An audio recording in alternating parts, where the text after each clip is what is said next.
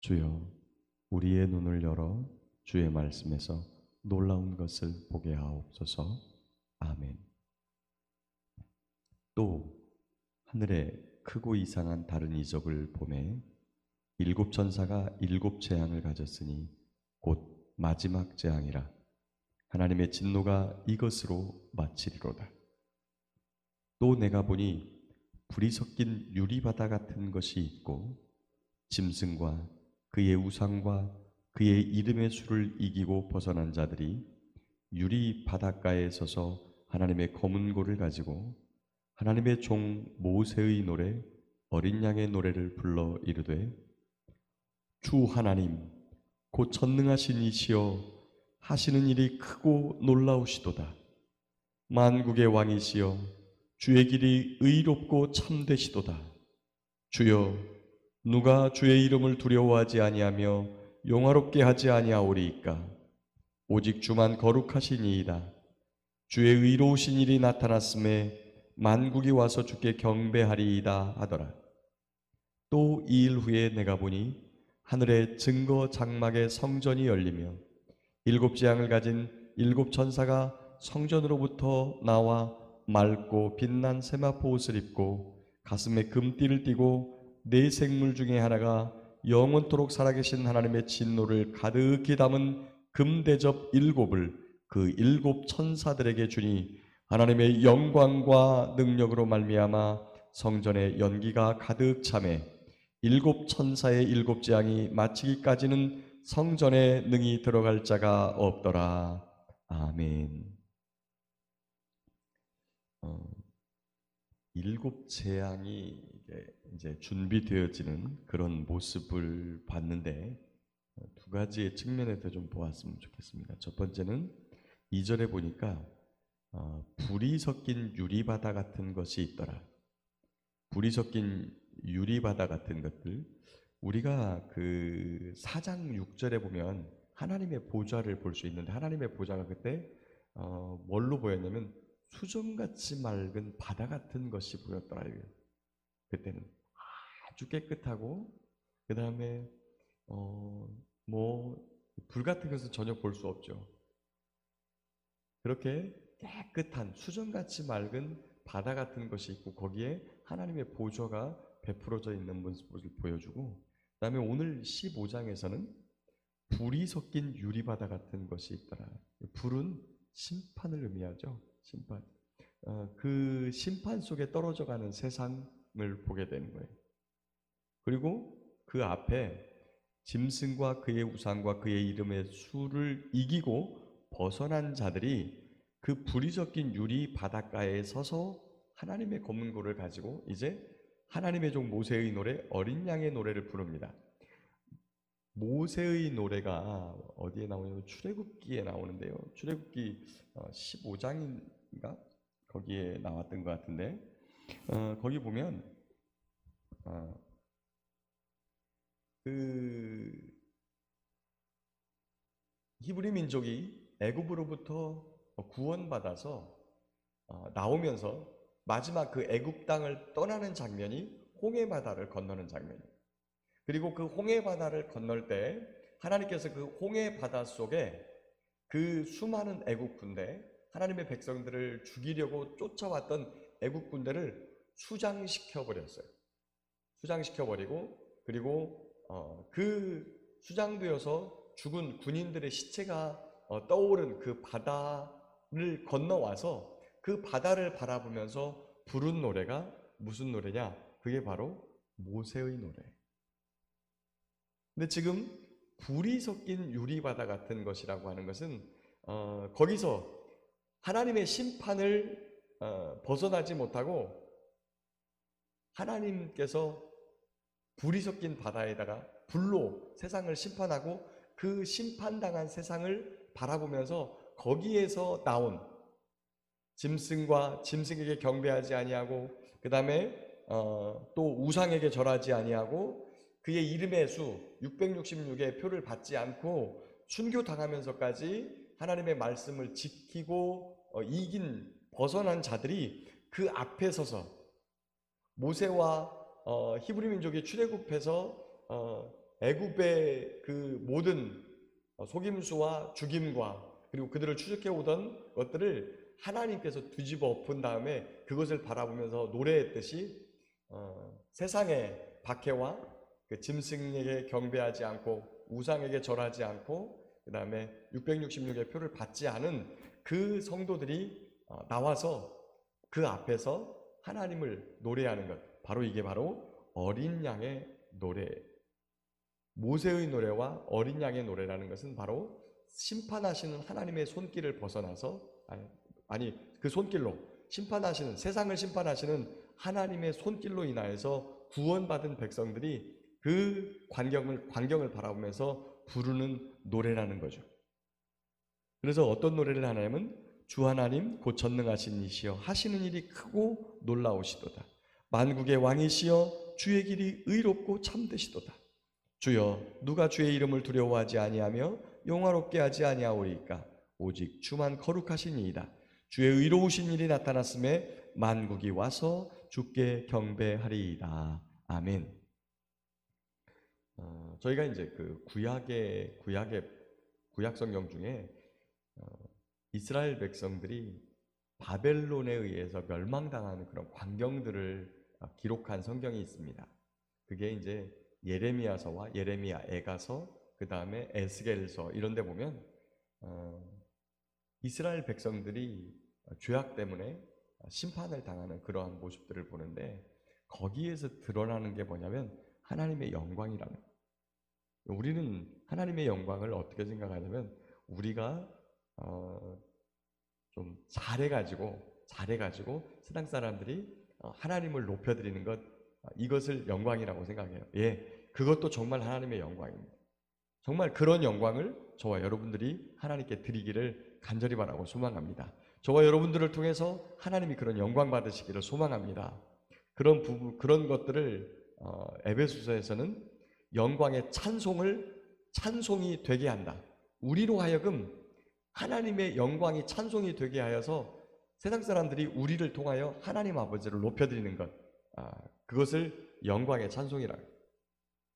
그런데 또 하나의 찬송은 뭐냐면 저희가 직접 하나님을 찬송하는 거죠. 근데 저희가 찬송하는데 어떤 하나님을 찬송할 것인가?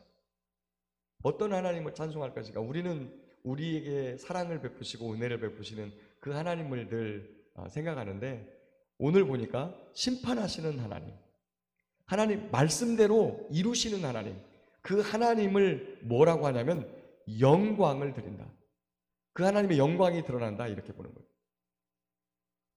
우리는 우리에게 잘해주는 것 또는 우리를 통해서만 하나님이 높임을 받는 것, 이런 것들을 통해서만 영광인 줄 아는데 그렇지 않다는 거예요. 심판도 하나님의 영광이에요. 심지어 그 심판은 놀랍게도 그 심판이 가장 먼저 어디에서부터 시작된다고 성경이 말씀해요? 놀랍게도 하나님을 알고 하나님을 찬송하는 그런 믿음의 사람들이 있는 교회, 믿음의 공동체인 이스라엘, 거기에서부터 심판이 시작된다. 성전에서부터.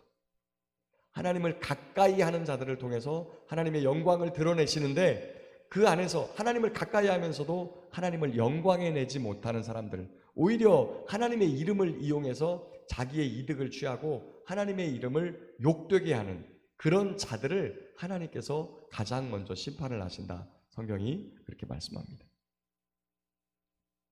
자, 그리고 5절 보니까 또 2일 후에 내가 보니 하늘의 증거 장막의 성전이 열리며, 이런 말씀을 읽을 때마다 기쁨과 영광으로 할렐루야 해야 되는데 꼭 이 신천지 이야기를 해야 돼서 또 오늘 아침에도 이 증거 장막 성전이라는 이야기가 나옵니다. 이게 이제 신천지에서 딴 이름인데요. 이게 증거 장막이라는 게 있습니다. 증거가 뭐죠? 하나님의 말씀을 나타내고 그 다음에 그것들을 드러내주는 것, 그것을 증거라고 하는데 이 성전 안에 뭐가 있기 때문에 이거를 증거 장막이라고 부르냐면 언약궤가 있기 때문에 그러는 거예요. 우리가 이미 그 요한계시록 11장 19절에서 하나님의 성전에 대한 모습을 봤는데 그 안에 뭐가 있다고 나오냐면 언약궤가 보인다. 언약궤 안에 뭐가 들어 있습니까? 그것은 십계명이 쓰여진 두 돌판, 그 다음에 만나를 담은 항아리, 그리고 아론의 쌍난 지팡이. 이것이 증거하는 것은 무엇입니까? 하나님이 살아계시다는 사실, 하나님이 택한 백성이라고 하는 사실, 하나님과 맺은 약속, 언약의 백성이라는 사실, 이것들을 우리에게 증거해 주는 것이 바로 그 언약궤의 내용이에요. 바로 그것이 보이는 그 증거 장막의 성전이 보인다라고 하는. 그러면서 그 안에서 뭐가 나오냐면 언약을 지키지 않은 사람들에게 베풀어지는 심판과 진노를 쏟아부을 마지막 7 재앙. 그래서 6절에 7 재앙을 가진 7 천사가 성전으로부터 나와요.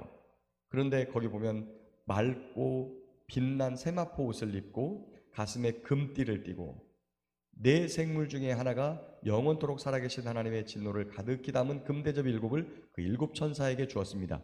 네 생물은 하나님의 보좌를 떠받들고 있는 그룹, 케루핌 아니면 스라핌이라고 되어 있는 비서천사일 거예요. 그 비서천사를 통해서 7 재앙을 가진 7 금 대접이 이 7 천사에게 전달되어지고, 그리고 이제 이것을 쏟아부을 준비를 하면서 쏟아부을 준비를 하는데 8절에 보면 하나님의 영광과 능력으로 말미암아 성전의 연기가 가득 차매 7 천사의 7 재앙이 마치기까지 성전의 등이 들어갈 자가 없더라 되어 있습니다.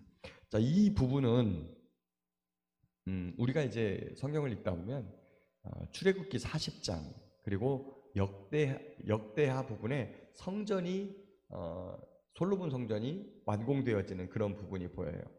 그러면 성막이 준공되어지고 그 다음에 성전이 준공되어질 때 어떤 일이 있었냐면 그 성막과 성전 안에 쉐카이나 그 하나님의 임재를 상징하는 영광의 구름이 가득 차서 그 안에 들어가서 능히 섬기지 못한다. 이런 부분이 이렇게 저희들에게 언급되어지고 있어요. 그것은 지극히 크신 거룩하신 하나님의 임재를 상징하기도 하고요. 또 한 가지는 죄인이 하나님의 곁으로 다가서지 못하는, 그러니까 거룩하신 하나님의 그 영광 때문에 죄인의 모습으로 들어가지 못하는 이런 모습들이 보입니다. 거기 8절 끝에 성전의 등이 들어갈 자가 없더라. 지금까지 성전으로 들어갔었죠. 성전 앞에 있는 24 장로의 모습이 보이고 그 다음에 성전 앞에 서 있는 그 14만 4천의 모습과 그리고 그 환란과 박해 가운데서 나온 거룩한 옷을 입은 성도들의 모습이 이렇게 보였었어요. 그런데 이 진노를 표출하는 하나님 앞에 능히 들어갈 자 없더라라고 하는 부분은 무엇을 뜻하는 말씀일까? 이제 첫 번째는 아까 말씀드린 대로 지극히 크신 거룩하신 하나님의 영광 가운데 다가서지 못하는 그러한 모습을 첫 번째는 나타낸다고 봤고요. 두 번째 해석은 또 어떤 해석이 있냐면 저와 여러분들이 성경을 읽다 보니까 하나님의 진노가 타오를 때 그 심판이 진행될 때 요게 회개치 않는다라고 하는 부분을 저희가 읽었어요. 그게 어디 나오냐면 9장에 보면 9장 21절에 보니까 살인과 복술과 음행과 도둑질을 회개하지 아니하더라라고 하는 부분이 있고요. 또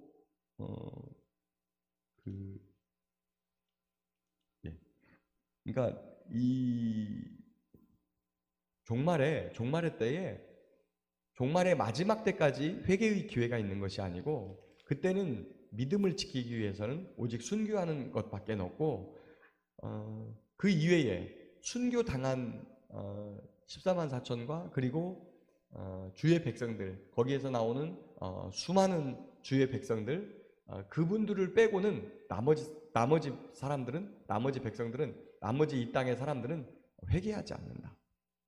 그래서 성전에 등이 들어갈 자가 없더라라고 하는 말씀은 회개하고 주님께 나오지 않는다. 그런 재앙과 그 어마어마한 이 재앙이 이 땅에 쏟아져도 그것이 하나님의 능력인 것이 증거되어지고 또 14만 4천을 통해서 또 이 땅의 성도들을 통해서 분명히 진노하시고 심판하시는 하나님에 대해서 증거되었음에도 불구하고 회개하고 나오는 백성들, 그런 사람들이 없다라고 하는 그런 해석도 이 말씀을 통해서 가능하다라고 하는 것입니다. 말씀을 정리하겠습니다. 하나님께서는 우리에게 생명이 되시고 구원이 되시는 분이심을 믿습니다. 우리에게 분명히 어린 양 예수 그리스도를 통해서 구원의 길을 보여주셨습니다. 그러나 그 구원의 길 반대편에는 무엇이 있나? 반드시 심판이 있다고 하는 것이에요. 그래서 믿은 자는 이미 구원을 받았고 믿지 않는 자는 이미 심판을 받았다고 요한복음에 보면 선언하고 계세요. 우리의 구원은 이미 이루어졌습니다.